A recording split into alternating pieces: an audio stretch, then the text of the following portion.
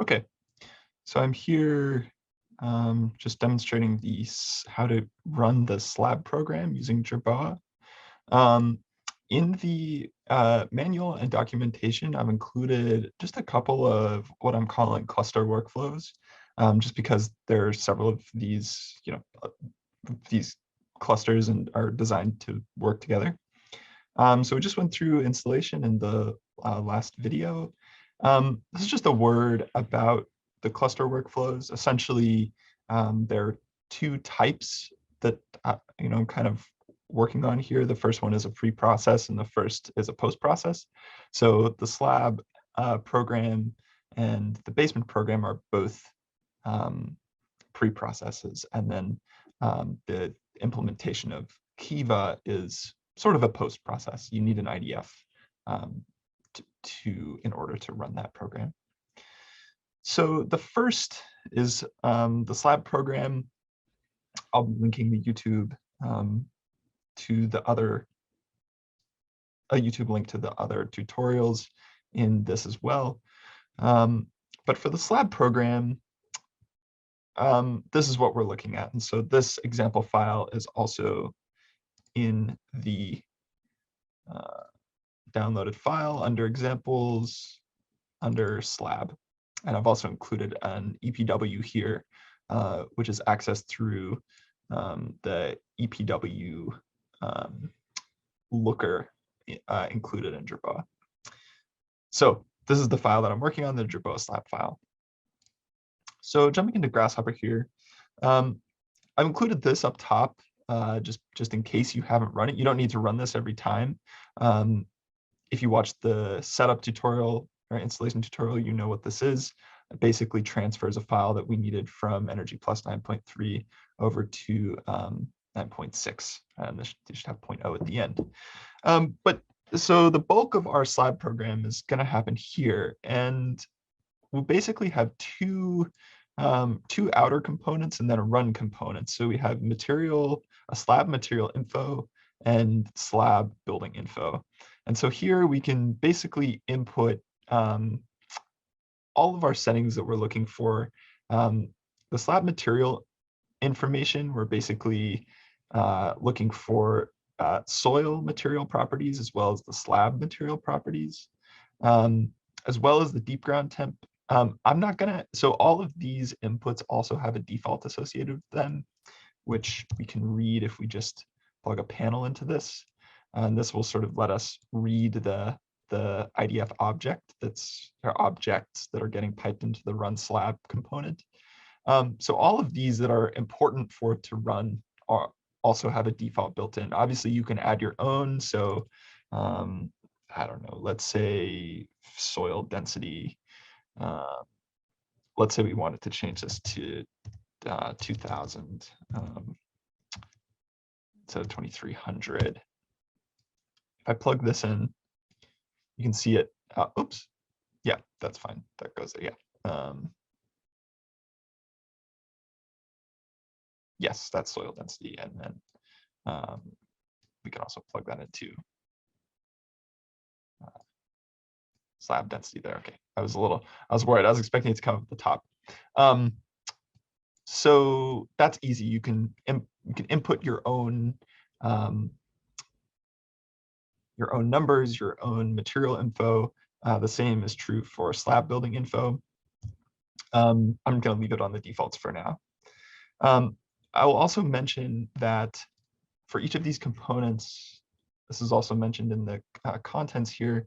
In the latter pages of this manual, all of the components have pretty relatively detailed input-output reference, and the unit of that input, because I know it's not super clear sometimes. Obviously, you can plug into the panel and read. This will give you some idea, but this will also give you the type of input that the component is looking for. So I can also plug the building info in. That's what that looks like. It's just lines of text. So in this case, let me really plug this back in again so I can show really quick the heat temp and cool temp. So I basically, this is a little bit rough. You can change this if you want to dive into the component here. But basically, I chose May through September to be heating months, and October back to April. Excuse me, the other way around. May to September being cooling months, October to April the following year as heating months. And so when I am adjusting this number here, I am, for the heat temp, I'm adjusting for those months, and for the cooling temp, I'm adjusting for those months. Now, you may want a larger cooling season, you may want a larger heating season, and for that, you just need to jump into the Python. So that's that. I'm gonna choose continuous vertical insulation. Obviously, I can input R values here. I think the generic is R5. And with that, we can pipe the material into the material input on the run slab and the building info output of the building info component into the building info input on run slab. Now, I've included an EPW here that is included in the folder. And this, I guess this says IDF look, but it should say EPW look.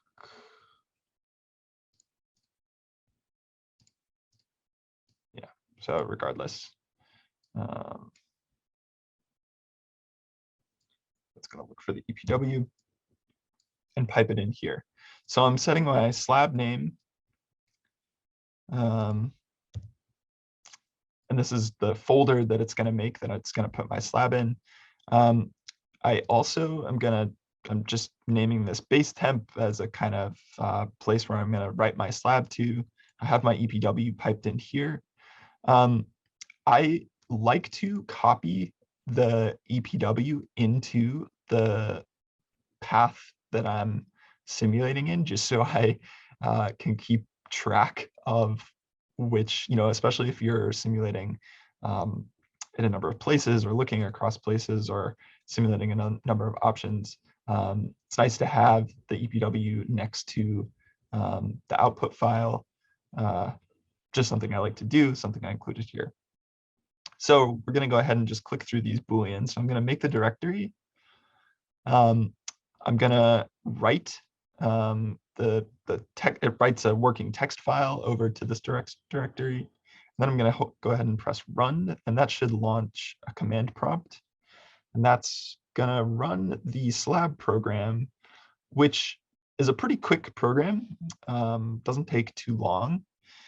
And then I'm just going to click on the button that says make text. And the reason for this is that the output for the slab program doesn't come in a super nice format.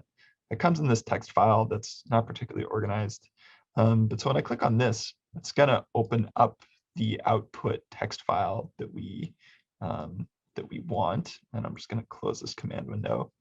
So I have this text file here, and I'm going to keep this large, but I'm gonna just make this half, split these screens so that we can split here.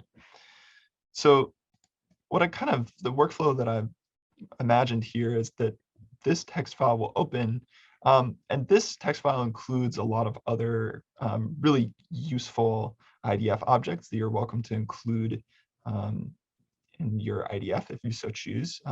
Some of them take a little bit more more editing of your IDF to include them. For example, creating schedules for ground temperature schedules for certain surfaces. What I've imagined is essentially taking the T average, T perimeter, or T core, whichever you'd like. I suppose you could also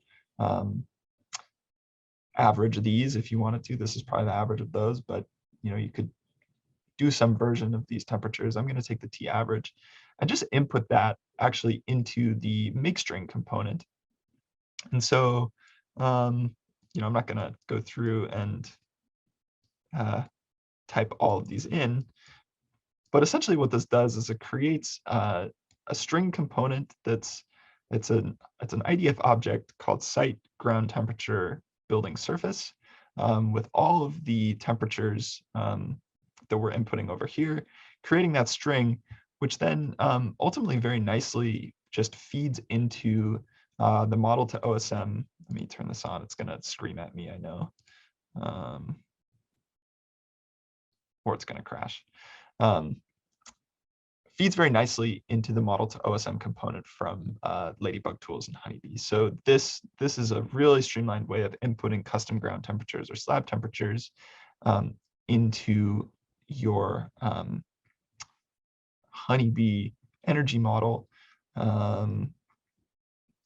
And this then will apply to all surfaces that have a ground outside condition. And it's as simple as that. The slab program runs really quickly, gives you a relatively simple output. There's a lot here. You can do a lot more with this. But there you go. That is the slab program.